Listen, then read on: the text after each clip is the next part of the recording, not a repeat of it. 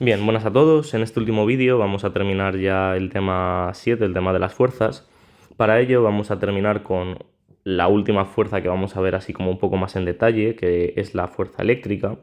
Esta fuerza eléctrica, como vimos ya al principio del tema, se da entre cuerpos que tienen una propiedad que se llama carga eléctrica. Es decir, en vez de la masa se da entre cuerpos con carga eléctrica. Y esta carga eléctrica puede ser o positiva o negativa. ¿Qué forma tiene esta fuerza? Es decir, ¿cómo se puede calcular?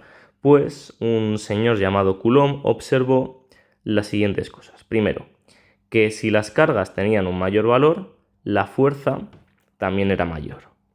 Segundo, que al igual que pasaba con la fuerza de la gravedad y las masas, la fuerza eléctrica disminuye con el cuadrado de la distancia que separa las cargas. Es decir, si tenemos dos cargas que he puesto aquí, una positiva y una negativa y una positiva, esta sería la distancia que la separa, que es lo que llamo yo R minúscula, y cuanto más la separes, pues la fuerza eléctrica va a disminuir con el cuadrado de la distancia.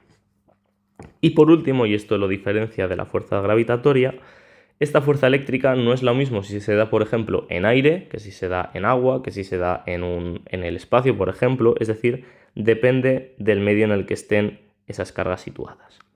Coulomb encontró una ecuación muy parecida a la fuerza gravitatoria, la cual nos decía o dice que la fuerza eléctrica es igual a el producto de las cargas, sean positivas o negativas, dividido entre el cuadrado de la distancia. Hasta aquí es prácticamente idéntica que la ley de la gravitación universal de Newton.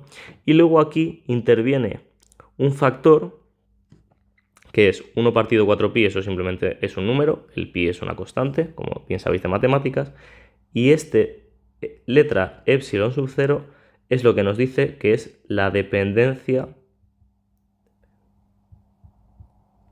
del tipo de medio en el que están las cargas.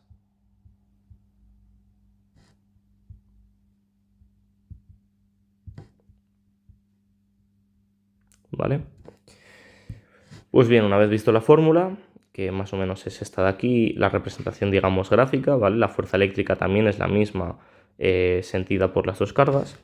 La fuerza eléctrica, a diferencia de la gravitatoria, que siempre es atractiva, puede ser, como bien sabemos todos, atractiva, pero también puede ser repulsiva. ¿Cuándo será atractiva? Pues atractiva será cuando las cargas tienen signos opuestos, es decir, positivo o negativo, negativo o positivo, como este ejemplo de aquí que he puesto, pero las cargas también pueden ser o pueden darse entre sí fuerzas eléctricas repulsivas si tienen el mismo signo, ya sean positiva con positiva o negativa con negativa. ¿Por qué todo esto es importante de la fuerza eléctrica? Porque la electricidad o corriente eléctrica se produce como consecuencia de esta fuerza, es decir, de que existe una fuerza eléctrica que provoca que los electrones se muevan. Además, la fuerza eléctrica también justifica la existencia de átomos, porque al final los electrones están girando en torno al núcleo, en parte debido a esta fuerza eléctrica.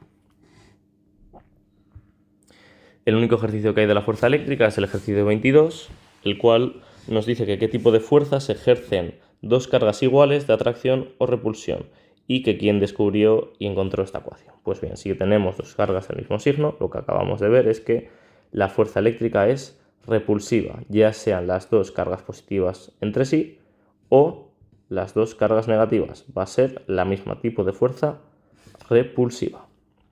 ¿Quién descubrió todo esto? Pues se asemeja mucho, como pone aquí, a la ley de Newton, y la descubrió un señor llamado Coulomb.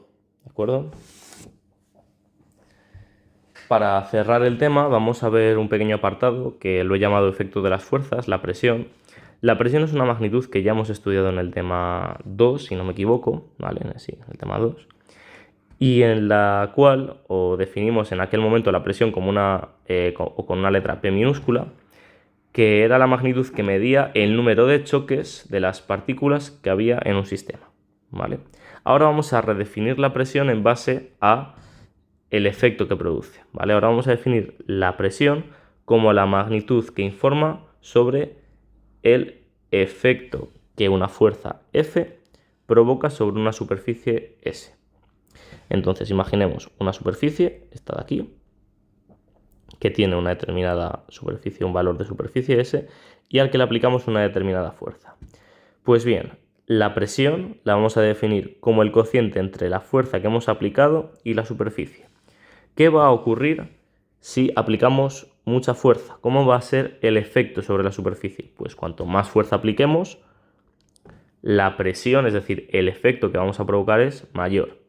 Y también viceversa, cuanto menor sea la fuerza, pues menor será el efecto provocado.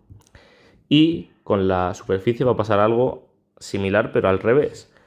Cuanto mayor sea la superficie, el efecto producido va a ser más pequeño porque la misma fuerza aplicado en más área va a tener menos efecto. Es decir, cuanto mayor sea la superficie, menor va a ser el efecto. Y al revés, cuanto más pequeña sea la superficie, pues más pequeño va a ser el efecto.